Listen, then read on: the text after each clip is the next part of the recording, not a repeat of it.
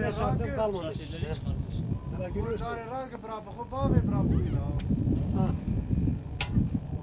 Al canım, gene attı.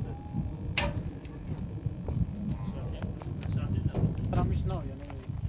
Görevi ne yapıyor? Kol görev görmüyor ha şu anda.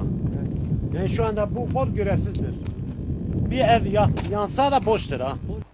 Evet, kaç günde elektriğiniz yok? Abi bu 4-5 gündür kökte yok. Evet.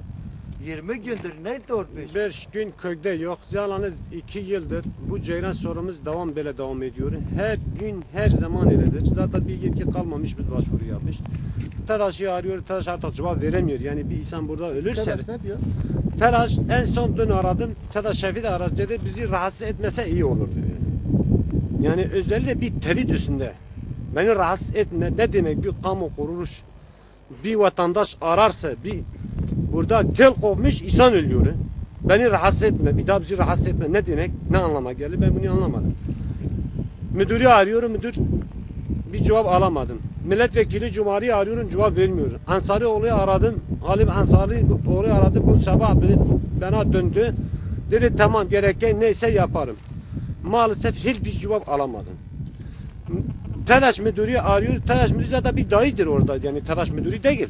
Bir dayı gibi orada konuşuyor. Niye beni arıyorsun? Ne beni arıyorsun? Çocuklar aramış. Ne beni arıyorsun? Diyor git personeli ara. Personel kimdir? Biz personeli tanımıyoruz. Personel kimdir? Ben bugün TEDAŞ'a gittim. Bir isim bana verdi. Bir isim soy ismi Azizoğlu'ydu. Gittim yoktur. Abi bakım yoktur. 1985'ten beri. 85'te bu birkaç yıl oldu. 15, 25, 30 yıla yakın bir dile buraya tıktığı zaman Hiç gelmedi. hiç kimsen dahil et. Trafo ne zaman yapıldı? Tarafo 2 yıl önce 50 yılda bize 100 yıllık yaptı. Odur dedi şu giriş. Onu ne doğrusu yapmadı. O da başka köyünü tarafı getirdi. O da eski bir tarafı getirdi. Kablo değiştirmedi. Kesinlikle ne kablo değişti hiçbir şey. Hiçbir şey değiştirmeden beri. Ya 85'te beri de şu 2012'ye kadar o zaman nasıl çekilmiş, o zaman müteahhit yapılmış, bırakmış, olduğu gibi durmuş. Ben özellikle Sayın Vali'ye sesliyorum. Ondan sonra bu rezillik, bu perişanlığımızı bitirsin. Bir çözüm bulsun. Ya su yok, su sontaştır, su yok ha. Ceylan olmadan su içilir mi? Su çıkar mı burada? Yeraltı su, 150 metre nasıl su çıkıyor? Şu anda evimizde su yok. Yani bu ne haldir? Ya 2012'dedir biz ya. Gelmiş dün TEDAŞ kaldırıma gelmiş. Kaldırıma arızası yapmış bizim köye gelmedi bakmıyor ya. Yani bizim bir TEDAŞ'a bir düşmanlığımız yok. Bakana bir düşmanlığımız yok.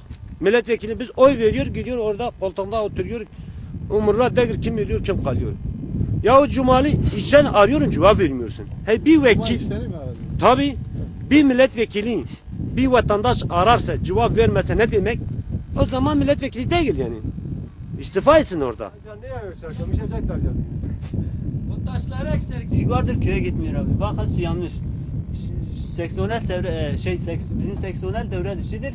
Bir de bizim termik bozulmuş. TEDAŞ Genel Müdürünü ben kendim aradım. Bizim 9. sıra AK Parti 9. sıra milletvekili araçlarıyla aradım. Bana döndü diyorum köylere söyleyin fişleri takmasın. Fişi takmıyorum, bulaşığı takmıyorum, makineyi takmıyorum, televizyonu takmıyorum. Ben neyi takacağım? Elektriği niye kullanıyoruz? Bana diyor köylere akıllı birisine benziyorsun. Köye söyleyeyim millet fiş takmasın diyor. Vallahi işte bizim tarafının 2012 yılındayız. Bizim tarafı halimiz de böyle.